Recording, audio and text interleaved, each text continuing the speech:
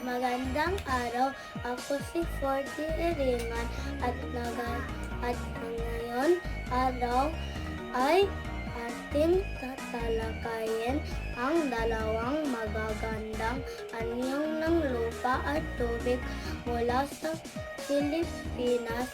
Ang aking napili ay ang Baguio City bilang anyong lupa at ang Samar Island bilang anyong tubig.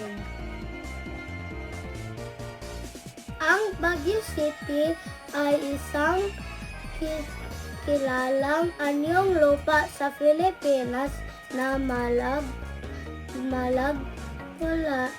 malagpuan sa Cordillera Administrative Region. Tinatawag itong Summer Capital of the Philippines dahil sa malamig nitong klima.